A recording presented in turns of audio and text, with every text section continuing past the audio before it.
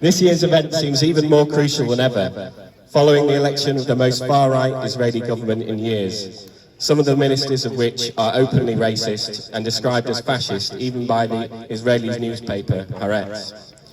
There has been an increase in settlement expansion backed by the full force of the government and against the backdrop of an intensification of the media campaign against Palestine solidarity. The focus of this year's event is Israeli apartheid. In February 2022, Amnesty International released a report in which it recognized the regime in Israel for what it has always been. The report was entitled Israel's Apartheid Against Palestinians, Cruel System of Domination and Crime Against Humanity, and I would encourage everyone to read it.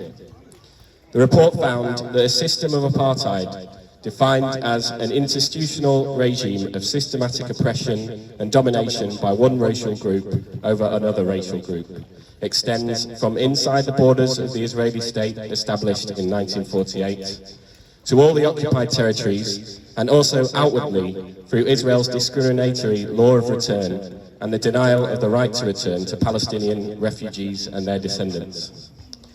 This has been confirmed many times by the pronouncements of Israel's leaders.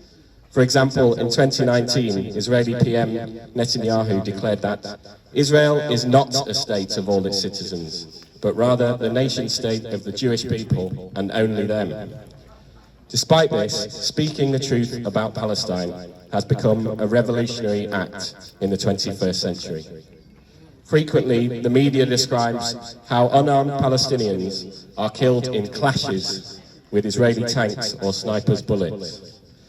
Just last week in The Guardian, there was a particularly egregious example of biased reporting, with a story about the shooting of Palestinian journalist Muamman Sumri, titled Palestinian Journalist Hit in Head with Bullet.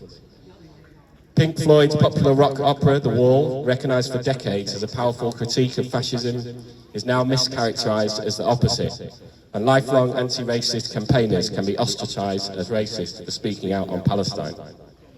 In Sheffield, we have seen the council censor a public question referencing Israeli apartheid due to the council's previous adoption of the IHRA's flawed definition of anti-Semitism.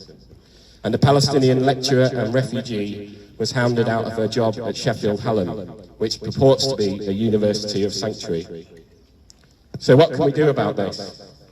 The answer is to raise our voices louder and to collaborate more to ensure that people rise up against this long-standing oppression.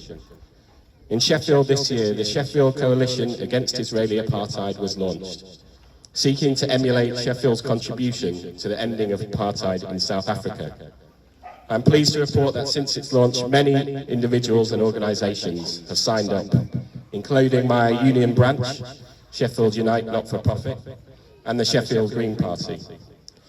Please consider signing up individually and/or taking a motion to your union branch, political party or organisation. You can see the Sheffield Palestine Solidarity Campaign website for details, or ask one of the organisers of this event about this. This year's Small Park Big Run also focuses on the ecological impact of the occupation. Many here will be aware of Israel's land grabs, the separation wall, and the continual demolitions of houses and entire villages. But what is less well known is the impact of water apartheid, with Palestinians forced to pay for water to be delivered, to fill their rooftop water tanks, to have to go to buy it in tankers for their farms, and to have to pay for drink and bottled water, whilst the water of the land is piped to illegal Israeli settlements for their domestic use and to be used for industrial agriculture, production and upkeep of golf courses. Some may also be unaware that untreated sewage and rubbish is often dumped by settlers to contaminate Palestinian farmland, or of the deliberate burning of Palestinian olive groves by settlers. Please join us at 3 p.m. outside Mersbrook Hall for a tree planting and a talk on climate justice by Palestinian activist and academic Mahmoud Zouhari. Please also join the Big Sing at midday on Sunday, which will bring together 6 Sheffield choirs for a rendition of You'll Never Walk Alone, which will be live streamed to Palestine. Thanks again for all the hard work of the many organisers and contributors, and of course everyone taking part in today's event. Let's continue together the struggle for equal rights and justice for Palestine. Thank you. That's fantastic, Alexi. We really appreciate the support of local politicians in Sheffield, and you stand out as one of the ones that puts your voice out there on our behalf.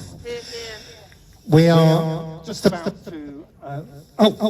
We're just about to start Small Park Pig Run 2023. I want to give a very big thanks to the XR Samba Band for coming and giving us such a great send-off this year. Let's gather at the start.